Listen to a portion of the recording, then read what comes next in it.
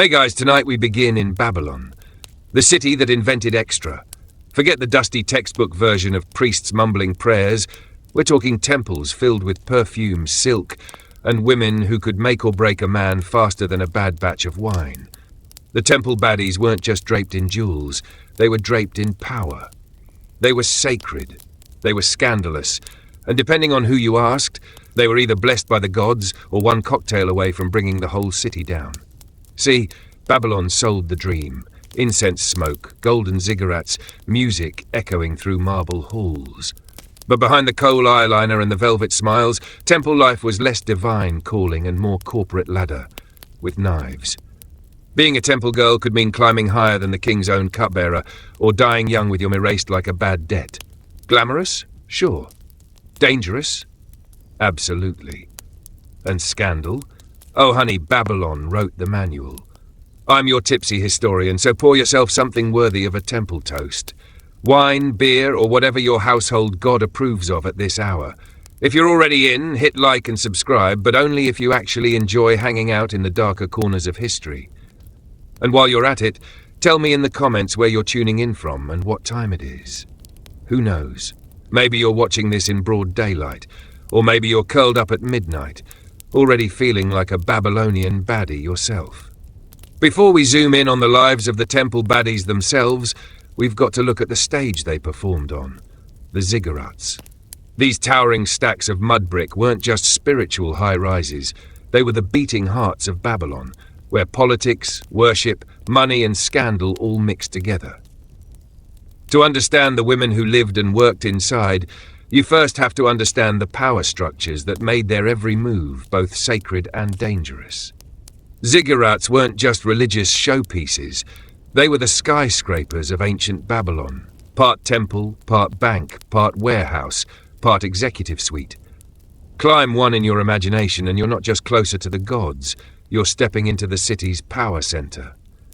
The priests who ran those places kept the accounts, the grain reserves, and the legal paperwork that made Babylon tick. They were the accountants, landlords, and politicians of their day, all wrapped in linen and incense. Now, the scandalous bit that sells headlines and makes modern mouths water, the baddie image.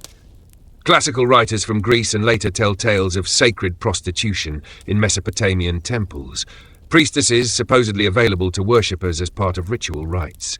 It's a juicy story, and it's what tabloids of antiquity loved to print. But historians today caution against taking those accounts at face value. Some argue those stories were misunderstandings or exoticized gossip handed down by outsiders who loved scandal more than nuance.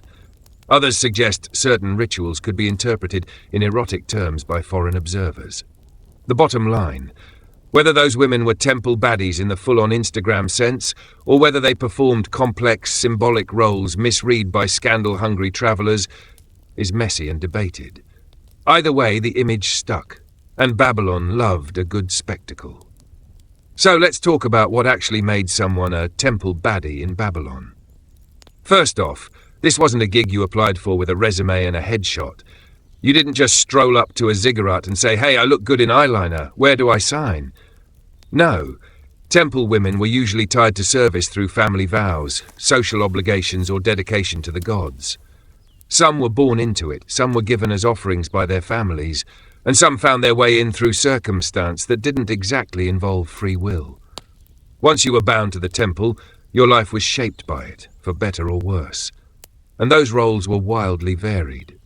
At the top of the ladder, you had the respected priestesses, women who managed lands, oversaw rituals, and carried an aura of untouchable prestige. They were the Beyoncé-level figures of Babylon, commanding respect with every gesture. Then, lower down, you had singers and dancers who provided the soundtrack to divine worship, weavers who clothed both gods and humans in fine fabrics, and attendants who kept the daily rituals flowing. And at the very bottom, you had the women who bore the weight of exploitation, workers tied to duties that blurred the line between service, survival, and servitude. It was one giant pyramid scheme of sacred labor, with a shiny golden tip and a very wide base of exhausted women holding it all up. Appearance mattered too. A temple woman's look was part of the performance. Think shimmering jewellery that caught the lamplight, hair so carefully styled it could double as a city map, and eyes lined with enough kohl to make even modern influencers jealous. Perfumes clung to them like a second skin, masking the sweat of hours in ritual halls. The glamour was real, but so was the grind. Every necklace, every bangle was both decoration and a reminder. You represented the temple, you embodied the divine. There was no such thing as off-duty. But here's where it gets tricky. Public perception. Some Babylonians admired these women as holy servants, essential to the smooth running of rituals that kept gods happy and cities safe. Others envied them, whispering about their supposed privileges and their rumoured influence over powerful men. And then there were those who stigmatized them, seeing them as dangerous, corrupt, or scandalous. Sound familiar? It's the same double-edged sword wielded against modern baddies online. Adored by some, torn down by others, and constantly judged for walking the tightrope between glamour and suspicion. Being a temple baddie was like living with one foot in the heavens and the other dangling over a pit of gossip and politics. Too glamorous, and you risked resentment. Too humble, and you disappeared into obscurity. It was a balancing act, divine on paper, messy in reality. And since we're balancing honesty here, help the channel balance views with subscriber count by hitting the subscribe button. Alright, refill your glass, because next we're peeling away the glamour and diving into the daily grind, the rituals, the rules, and the risks that made temple life less sparkle, more survival. Dawn in a Babylonian temple didn't creep in, it slammed the gates open. Before the sun cleared the horizon, lanterns were trimmed, altars swept, and the first offerings lined up like a soldier's breakfast. Loaves of barley, jugs of beer, little bowls of oil and dates. The women of the temple move through that pre-dawn with a precision that looks like prayer and works like clockwork. A chorus of footsteps, the scratch of baskets, the hush of voices as hymns are practiced and remembered. If you've ever worked hospitality or been on a graveyard shift, you know the feeling. Other people sleep while you make the world ready for them. Temple life was shift work for the gods. Rituals kept time the way a train schedule does. Dawn offerings, midday libations, evening hymns, and sometimes all-night ceremonies when some god needed coaxing or the city wanted favour. Singing meant more than pretty voices. It was technical labour, perfect pitch, exact phrasing, the right cadence to coax a deity into goodwill. Dancing wasn't a leisure class either. It was choreography tied to fate, where a missed step could be read as bad omens. These women rehearsed like performers and laboured like servants. They fed the gods, they accompanied processions, they held the incense so the smoke wrote petitions into the air. Think of it as being paid in rations, status, and constant on-call duty. Like a 5-star hotel where the client is a jealous deity. The duties were as practical as they were ceremonial.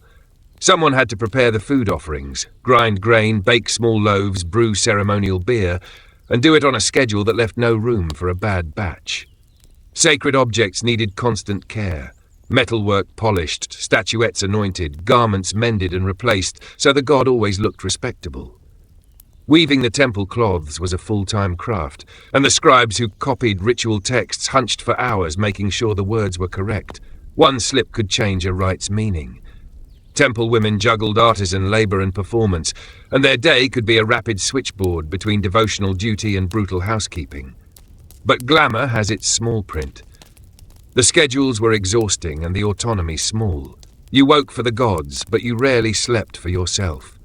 Fasting rules, ritual purity laws, and the need to be ever-present left little room to marry, travel, or live outside the temple's shadow.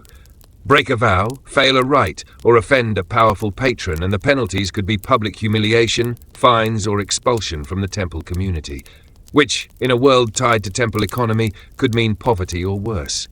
Discipline could be harsh, reassignment to grimmer duties, social ostracism, even corporal punishment in the more brutal periods. In short, you were sacred on paper, constrained in practice. Living conditions reflected rank like a clear-cut social map. The elite priestesses enjoyed private rooms, stored goods, and sometimes control over temple plots of land. Think small apartments with servants and a doorway that closed behind you. The lower staff slept in communal quarters, cooked in shared kitchens, and kept close to the storerooms and courtyards where the work never stopped. Guards and stewards controlled movement. Leave the temple without permission, and you might find yourself barred from the food rations that kept you alive. In effect, the temple was employer, landlord, and guardian in one. A workplace, a dormitory, and a legal system rolled together. Modern analogies fail only because there is no perfect comparison. Imagine the busiest restaurant, a bank vault, and a parole office combined, and you're getting close. Perfume in Babylon was a power play, not just a scent, but a statement. Temple women doused themselves in oils distilled from cedar and myrrh, dusted their skin with powdered lapis, and wrapped themselves in the finest linens so that every step into a courtyard read like an advertisement. Look, admire, give. Worshippers left jewelry, vats of wine, and fat loaves at the feet of the goddess, and those offerings often found their way into the hands of a favored woman. A necklace could mean protection. A cup of wine could mean a patron's promise. A parcel of oil could buy a tiny margin of comfort. But luxury came with a ledger. Gifts created obligations. Patrons expected returns, influence, secrets, favors, and temple officials kept a keen eye on who received what. Jealousy spread fast in a world where wealth was visible and reputation fragile. A rumor about impropriety could ruin a temple woman faster than a drought could ruin a harvest. Powerful patrons could manipulate appointments, redirect gifts, or weaponize gossip to bend a priestess to their will. Temple administrators, too, were capable of turning generosity into control. Rations withheld here, a promotion denied there, a humiliating reassignment as punishment for stepping out of line. So the scene was often glamour with shackles, a woman who glittered in public but lived under a tally of debts, favors, and obligations she didn't choose. The temple could give you a crown one day and snatch your livelihood the next, all under the name of ritual propriety. If you're enjoying these perfume-stained intrigues and want more late-night scandal from the ziggurat, subscribe and pull up a cup. Tell me in the comments, which gift would you risk your reputation for? Jewelry, wine, or a secret favor from a powerful patron? We'll judge your choice like ancient court gossips, with extra sarcasm and a refill. If perfume was power, it was also slow poison. Babylonian cosmetics weren't shy about chemistry. Women rubbed themselves with powders and pigments that made the lamps look jealous. Some of those cosmetics relied on heavy metals. Lead-based powders and copper salts turn a face into a canvas, but they also sank into skin and blood. Lead accumulates quietly. Over years it can dull the mind, cause weakness, and leave a woman with tremors and memory like a sieve. Copper and other metal pigments irritate skin, and at high exposure can damage organs. Pretty face, painful price. The air in a temple didn't help. Incense and perfume hung like weather. Cedar, myrrh, galbanum smoothed into oil, resin burning on braziers until the courtyards glowed. Breathe it for an hour and it's intoxicating. Breathe it for decades and you give your lungs a not-so-gentle scolding. Constant inhalation of smoke and fragrant resins can cause chronic coughs, sore throats, and the sort of wheeze that doesn't go away with a good night's sleep. Combine that with cramped living quarters or night vigils, and respiratory illness becomes an occupational hazard dressed in silk. Ritual life demanded extremes too. Fasting for certain rites enforced purity rules, and the strange calendar of temple obligations could leave a woman underfed at odd hours. Malnutrition weakens the immune system, makes wounds slow to heal, and turns a minor infection into a major crisis. In a world without modern medicine, being thin for ritual could easily slide into being sick for life. Then there's the rumor that sticks in the headlines, sexual rites and the risk of disease. Classical authors like Herodotus told salacious stories of temple sexual customs, and later writers loved repeating them. Modern scholarship is more cautious. Some of those accounts may be gossip, misinterpretation, or exoticizing of ritual practices. Still, if erotic rites or patron sex did occur even occasionally, the result would have been real. Sexually transmitted infections, infertility, chronic pain. The historical debate matters for nuance, but the biological risk doesn't vanish just because the story is contested. Beyond the body, the costs were emotional and social. Temple women lived under a kind of glass dome, visible, judged, and often isolated from ordinary family life. Marriage choices could be limited or controlled. Children might be discouraged or taken from their mothers for temple service. Public scorn and private gossip left scars you couldn't stitch closed. Imagine being lauded at dawn and whispered about at dusk, praise and shame braided into the same scarf. Mental strain, anxiety, and loneliness were part of the ledger just as surely as grain rations or jewelry. If you've been breathing this incense-soaked history with me, and you're enjoying the late-night gossip with a dram in hand, go ahead and hit subscribe. There's a whole ziggurat more where this came from. And if you're watching and still won't join the circle, be honest. What's your excuse? Drop it in the comments so we can file it under modern sins mirrored in ancient temples, and have a good judgmental laugh. Top up your cup. Next, we peel back the legal cloth. What the law said about temple women, what punishments they faced, and how a single misstep could mean exile or worse. The Babylonians loved order almost as much as they loved beer, and nowhere was that clearer than in their law codes. Hammurabi's famous stele, the one with him standing before the sun god Shamash, receiving divine authority, didn't just talk about fields and oxen. It laid out rules for everyone, including those tied to temple life.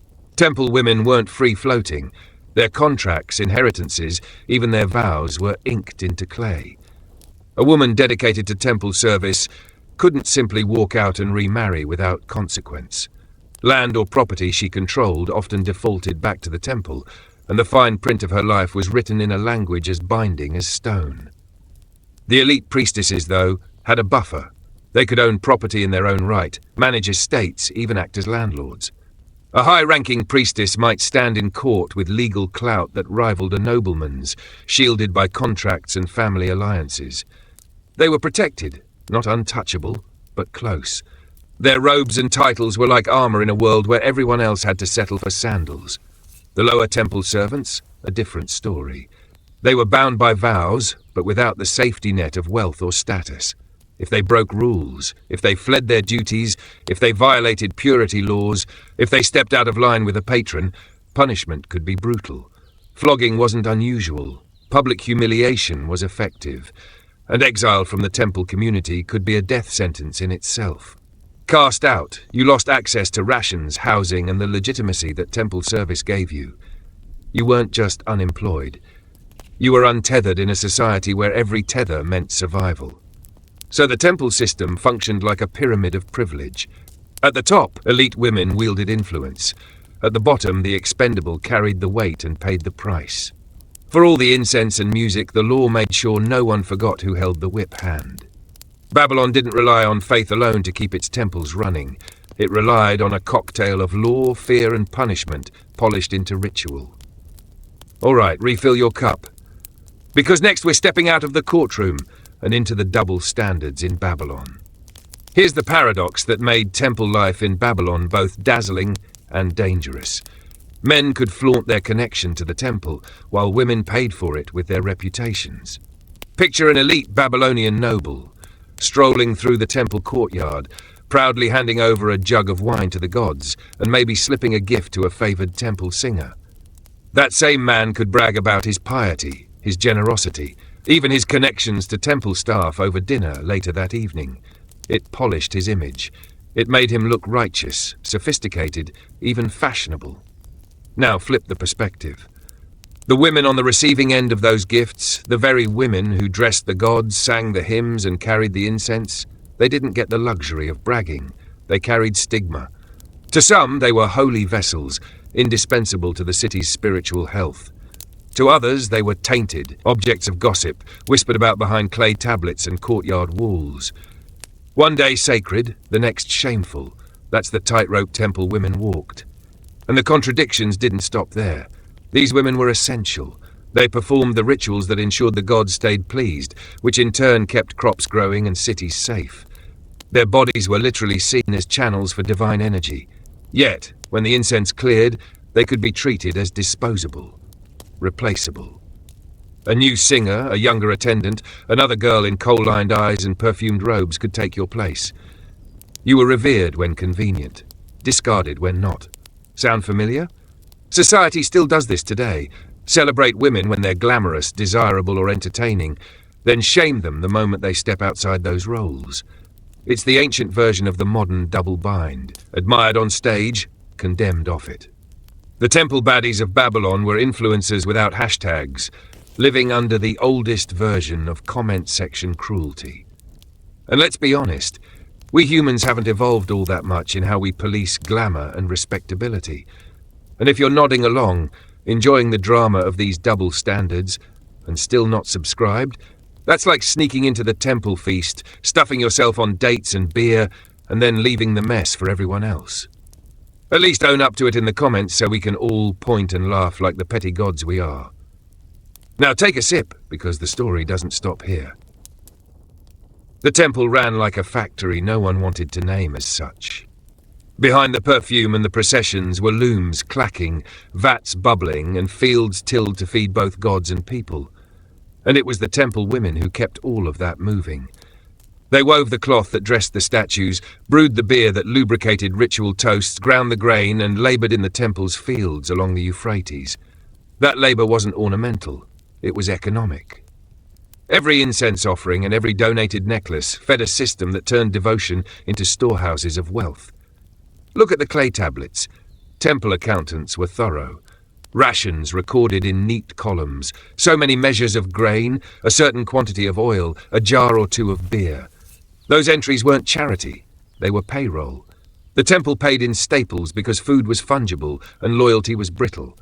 You ate what the temple gave you, slept where it allowed, and worked where it needed you. Profits didn't flow to the hands doing the work. They padded the temple's coffers and the ledgers of powerful priests.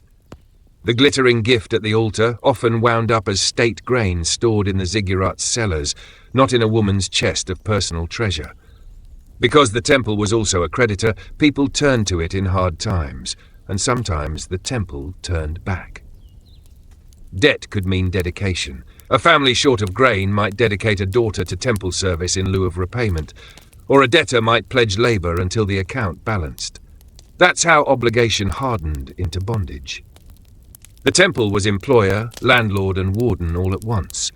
It hired you, housed you, and enforced the rules that kept you there. In practice, that meant a woman's life could be owned by the same place that fed her, and exiting the temple wasn't as simple as handing in a resignation. So while on festival days a temple woman might glitter with gifts and applause, most of the year she was paid in rations and bound by contracts. The glamour was public, the economics were private and implacable. The system kept the city running, but it did so on the backs and bellies of the very people we call the temple baddies. If you're enjoying this late-night excavation into ancient economies, subscribe to Tipsy Historian and keep a lamp burning with us. And while you're here, tell me in the comments which ration you'd hoard if it came down to it, grain, oil or beer. I'll judge your choice gently, like a priest tallying records at dusk. Some women did find a way up the ziggurat, not by magic but by maneuver. The highest priestesses could be more than ritual ornaments. They were political actors. Think of them as the palace's confidants, advisors in linen. A word in the right ear could steer a royal decision. A carefully staged ritual could bolster a faction, and a favoured priestess might earn real influence over land and tribute. Enheduanna, centuries before Babylon's heyday but the perfect example, shows us that a woman attached to a temple could write hymns, shape ideology, and hold an office that mattered beyond the altar. In short, some temple women weren't merely serving gods, they were serving power, and power sometimes served them back. Temple service could also come with property. In certain cases, a woman tied to the cult could inherit or be granted plots, manage estates, and supervise workers. That wasn't the norm, but it happened. The temple's stores and lands were real assets, and control over them translated into economic autonomy. Managing an estate turned a ritual role into a salaried one. You no longer just polished a statue, you oversaw the scythes that fed a city. With land came leverage, and leverage sometimes opened doors that a crowded dormitory could not. Marriage and adoption were quieter exits. A woman might be married off to a patron who promised protection, a route to leave the temple that traded one set of dependencies for another. Adoption into a household, whether through legal arrangement or patronage, could likewise provide a path to a life less bound by ritual timetables. These were imperfect escapes, You left the ziggurat only to enter a different kind of household hierarchy, but for many, imperfect counted for everything. Freedom, when it happened, was often messy and rare. Some women lived long enough, gained enough favour, or earned enough gifts that they could retire from active service. Others leveraged alliances to secure a small household or a modest chest of goods, but most lives circled back to the temple. The system recycled people as readily as it recycled offerings. The exceptional stories, the priestess turned landholder, the woman who negotiated a marriage that freed her, are the ones that catch our eye because they're exceptions, not rules. If you've hung on this long leaning in while we talk about land, marriage bargains and temple politics, and you still won't subscribe, that's like accepting a patron's jewelry at the altar and walking off without even leaving a thank you token. When Babylon fell to the Persians in the 6th century BCE, the temples didn't disappear, but they did change. The great ziggurats still rose above the plains, incense still curled into the evening sky, but the heartbeat shifted. Under Persian rule, temple wealth was curtailed, temple lands redistributed, and the elaborate hierarchies of priestesses and singers were thinned out. For women, that meant fewer positions of influence, fewer paths to authority, and more of their roles reduced to ceremonial tokenism. What once had been a system where a clever or fortunate woman could maneuver into power slowly closed its gates. The temple baddie didn't vanish, she just lost much of her stage. And then came the Greeks and Romans, peeking over the ruins like nosy neighbours with a flair for gossip. They looked at Babylon, already a shadow of its former self, and spun stories that stuck for centuries. Herodotus, for instance, repeated the tale of sacred prostitution.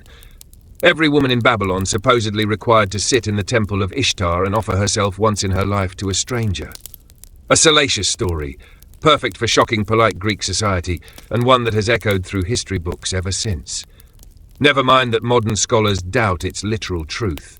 The narrative of Babylon as a city of decadent, corrupt temple women became the headline, repeated and embroidered until fact blurred into myth. So the legacy of the temple baddie is warped. In her own city, she was worker, singer, weaver, sometimes priestess, sometimes pawn. To the Persians, she became a diminished figure in a reorganized hierarchy. To the Greeks and Romans, she was transformed into a symbol of exotic sin, a living scandal to be retold at symposiums. Centuries of outsiders painted her in shades of lust and ruin, until the real women, the ones tallying grain rations, singing hymns at dawn, or gasping from incense smoke, were lost under the myth of Babylonian decadence. And here's the irony. The very women who carried the weight of ritual, who shaped the rhythms of a city, are remembered today mostly through the slander of outsiders. Their humanity blurred into cautionary tales about lust, power, and downfall. Babylon's temple baddies became immortal, but not on their own terms. If you've followed me this far, watching a whole civilization rise, fall, and get rewritten by its neighbours, and you still haven't subscribed, that's like listening to centuries of gossip and adding nothing of your own. At least, drop your excuse in the comments, so future historians know why you sat silent at the feast. Now, refill your glass, because we've reached the edge of Babylon's story. Next, we close the night. What we can learn from these women, what it means to live glamorously yet dangerously, and why their stories, warped or not, still matter in ours. The story of the temple baddie is one of contradiction, sacred and tragic in the same breath. She stood in incense clouds, cloaked in silks and shimmering jewelry, performing roles that looked divine to the crowd. But behind the glamour was a system that exploited her labor, controlled her choices, and chained her to an altar that didn't always return her devotion. She was both worshipped and worn down, praised in song but erased in reality. And if that sounds far away, don't be fooled. We still do this today. Society still glamorizes women in performance roles, pop stars, models, influencers, while underpaying, undermining and scrutinizing them with a level of cruelty that would make a Babylonian gossip blush. The same double standard that crowned the temple baddie and cursed her in the same day lives on in tabloids, comment sections and boardrooms. The stage has changed, but the script feels familiar. What makes Babylon's temple women extraordinary is their resilience. They worked, sang, wove and endured under systems designed to own them, And in doing so they carved out legacies that survived conquest, slander, and centuries of misunderstanding. They weren't just symbols of decadence, as the Greeks claimed, or faceless servants, as the records imply. They were human beings navigating impossible contradictions, finding scraps of dignity where they could. In their struggle, you can glimpse something universal, the fight to exist fully in a world that prefers you half-hidden. So as we leave Babylon tonight, picture the ziggurat fading into the desert night, its silhouette dissolving against a horizon of sand and stars. The incense trails that once marked devotion rise and vanish into the wind, carrying with them the echoes of women's laughter, whispered prayers, and footsteps that history almost forgot. To everyone who's subscribed already, thank you. You're part of this little circle we've built, cups raised across centuries, keeping these forgotten stories alive. And if you've spent the last 2 hours wandering temples with me, sipping and listening, and still haven't subscribed, then you're the guest who drinks the temple beer, eats the bread, enjoys the music, and slips out without a word. At least own it. Drop your excuse in the comments, and we'll weigh your words with the same judgment the gods reserved for kings. Until next time, keep your drink full, your nights curious, and remember, history always saves the juiciest gossip for those willing to linger by the fire a little longer.